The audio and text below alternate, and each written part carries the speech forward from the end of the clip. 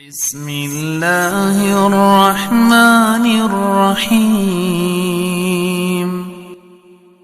والعصر إن الإنسان لفي خسر إلا الذين آمنوا وعملوا الصالحات وتواصوا بالحق وتواصوا بالصبر بسم الله الرحمن الرحيم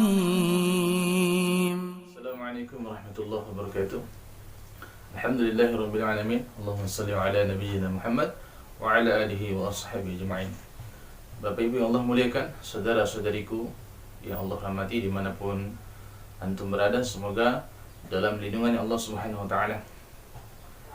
Bapak Ibu yang Allah muliakan, bagi antum-antum yang saat ini sedang lockdown, yang sedang banyak berdiam di rumah, mungkin ada yang sedang isolasi untuk menjalankan aturan daripada pemerintah, maka isi keseharian Anda, isi waktu kosong-kosong Anda itu dengan memperbanyak baca Quran.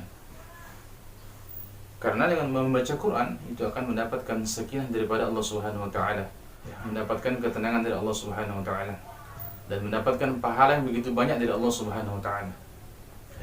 Saya akan menyampaikan hadis-hadis tentang keutamaan belajar Quran, membaca Quran. Hadis yang pertama yaitu qala Rasulullah sallallahu alaihi wasallam khairukum man ta'allama al-Quran wa 'allamahu. Rawahu Bukhari, Abu Dawud, Tirmidzi, Nasai wa Ibnu Majah. Dari Utsman radhiyallahu an, Rasulullah sallallahu alaihi wasallam bersabda, sebaik-baik kamu adalah orang yang belajar Al-Quran dan mengajarkannya. Hadis Bukhari, Abu Dawud, Tirmidzi, Nasai dan Ibnu Majah. Maka Bapak Ibu yang Allah muliakan, Rasulullah sallallahu alaihi wasallam tidak mengatakan orang yang pandai, orang yang paling baik adalah orang yang belajar fisika, matematika atau bahasa Inggris, tapi Nabi sallallahu alaihi wasallam katakan bahwasanya orang yang belajar Quran dan mengajarkan adalah orang yang paling baik di antara kalian, ya.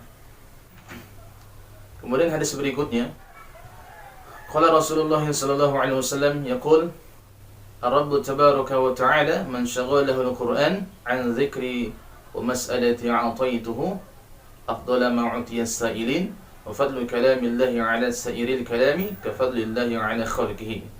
Dari Abu Sa'id radhiyallahu an, Rasulullah sallallahu alaihi wasallam bersabda, Allah berfirman, barang siapa yang disebutkan oleh Al-Quran daripada berzikir kepadaku dan memohon kepadaku, maka aku berikan kepadanya sesuatu yang lebih utama daripada yang aku berikan kepada orang-orang yang memohon kepadaku. Dan keutamaan kalamnya Allah di atas seluruh perkataan adalah seumpama keutamaan Allah di atas makhluknya. Hadis riwayat Tirmidzi, Baihaqi. Maka hadirin wa hadirat yang Allah muliakan, ketika kita disebutkan dengan bacaan Quran yang terus menerus, sehingga tidak sempat lagi untuk berdoa kepada Allah Subhanahu wa taala, maka kata Nabi dalam hadis ini, maka dia akan diberikan yang lebih daripada orang yang meminta kepada Allah Subhanahu wa taala. Ini keutamaannya orang-orang yang disebutkan dengan Quran. Kemudian hadis dari Aisyah radhiyallahu anha, Rasulullah sallallahu alaihi wasallam bersabda, "Al-mahiru bil Quran ma'as safaratil kiramil bararah." Orang yang pandai, orang yang mahir dalam Quran, maka dia akan bersama malaikat pencatat yang mulia lagi benar, ya. Walladzi yaqra'ul Qur'an wa yatata'ta'u fihi wa huwa 'alaihi syaqqun lahu ajrani. Orang yang terbata-bata baca Quran, kata Nabi, maka dia mendapatkan 2 pahala. Ya, hadis Bukhari, Nasai, Muslim, Tirmidzi dan Ibnu Majah. Nah, maksud orang yang mahir di sini adalah yang pertama fasih bacaan Qur'annya, kemudian dia bisa menerjemahkan, atau dia bisa membaca Quran tanpa muzab, atau dia adalah seorang hafiz Quran. Ini bisa dikatakan sebagai orang yang mahir dalam Al-Quran. Kemudian orang terbata-bata, dia mendapatkan 2 pahala dari Allah Subhanahu wa taala. Kenapa? Karena dia pertama, setiap huruf yang dia baca Allah Subhanahu wa taala kasih dia pahala. Yang kedua, kesusah payah dia, sungguh-sungguhnya dia, walaupun dia terbata-bata tapi dia ingin baca Quran, dia berusaha untuk baca Quran, maka Allah Subhanahu wa taala berikan dia pahala. Sehingga dia dapat 2 pahala. Namun bukan berarti orang yang terbata-bata lebih tinggi pahalanya daripada orang yang mahir membaca Quran. Ya.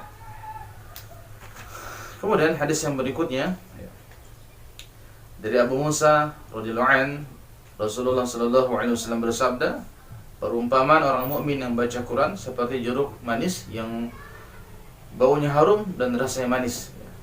Orang mukmin yang tidak baca Quran, kata Nabi, seperti kurma yang tidak ada baunya tapi rasanya enak.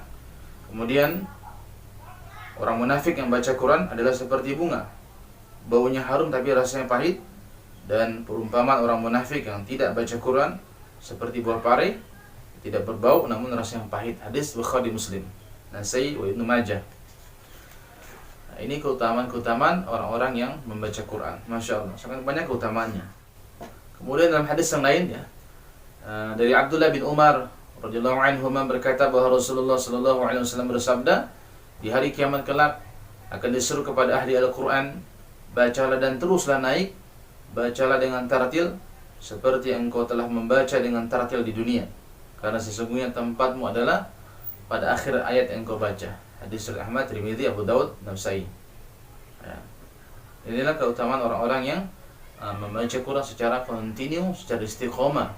Ya, secara istiqomah. Setiap habis sholat dia baca Quran, habis sholat lagi dia baca Quran, dia buka Quran, dia terus membacanya, ya, sampai dia dijemput ajalnya oleh Allah Subhanahu wa taala. Maka di mana letak terakhir bacanya itu, maka disitulah letak posisinya dia. Ya, sebagaimana hadis Nabi ini dikatakan, tempatmu adalah pada akhir ayat yang kau baca. Ya. Kemudian dalam hadis yang lain dari Ibnu Mas'ud radhiyallahu an, bahwa Nabi sallallahu alaihi wasallam bersabda, "Man qara'a harfan min kitabillahi falahu bihi hasanah." Ya, kata Nabi, barang siapa yang membaca satu huruf dari kitab Allah, yakni Al-Quran, maka dia mendapatkan satu kebaikan. Wal hasanatu 'asyru amsalha, dan setiap kebaikan diberikan 10 pahala. La aqulu alif lam mim harfun, aku tidak mengatakan alif lam mim itu harfun, satu huruf, walakin alif harfun, tapi alif satu huruf, lam harfun, lam satu huruf, wa mimun, dan mim harfun, satu huruf. Ya. Inilah Masya Allah, begitu besarnya pahala yang diberikan Allah Subhanahu wa ta'ala bagi mereka yang membaca Quran, yang mana satu hurufnya diberikan 10 pahala oleh Allah Subhanahu wa ta'ala. Alif lam mim aja dapat 30 pahala. Ya. Membaca Al-Fatihah yang kurang lebih isinya 113 huruf, maka kita mendapatkan 1130 pahala ketika baca Quran. Maka kata ulama, salah satu cara untuk mendapatkan pahala yang besar adalah dengan rutin membaca Quran, karena setiap hurufnya dikasih pahala oleh Allah Subhanahu wa ta'ala. Masya Allah. Semoga Allah Subhanahu wa ta'ala memudahkan kita untuk rutin membaca Quran. Kemudian dalam hadis yang lain juga masih banyak keutamaan tentang membaca Quran. Hadis dari Abu Hurairah radhiyallahu anhu berkata bahwa Rasulullah sallallahu alaihi wasallam bertanya kepada kami, "Ayuhibbu ahadukum idza ruji'a ila ahlihi an yajida fihi salasa khalifatin 'izzamin simanin?" Qulna na'am. Nabi bertanya kepada kami, itu kepada sahabat, sukakah salah seorang di antara kalian ketika kembali ke rumahnya dia mendapatkan 3 ekor unta betina yang hamil dan gemuk? Kami jawab, na'am, tentu ya Rasulullah, kami menyukainya. Qala fa thalathu ayatin yaqra bihinna ahadukum fi salatihi khairul lahu min salati khalifatin 'izzamin simanin. Rawahu Muslim. Kemudian Rasulullah sallallahu alaihi wasallam bersabda, 3 potong ayat Quran yang kamu baca dalam sholat itu lebih utama daripada 3 ekor unta betina yang hamil dan gemuk. Hadis riwayat Muslim.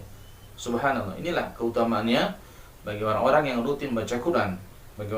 Inilah keutamaan bagi mereka yang membaca Quran. Semoga Allah Subhanahu wa ta'ala terus memudahkan kita dan membimbing kita untuk melakukan amal-amal soleh ini. Ya, ketika antum berada dalam rumah, jangan sampai antum melakukan perkara yang sia-sia, apalagi perkara maksiat kepada Allah Subhanahu wa ta'ala. Maka isi kegiatan antum dengan membaca Quran, sehingga keseharian antum di rumah mendapatkan pahala sisi Allah Subhanahu wa ta'ala.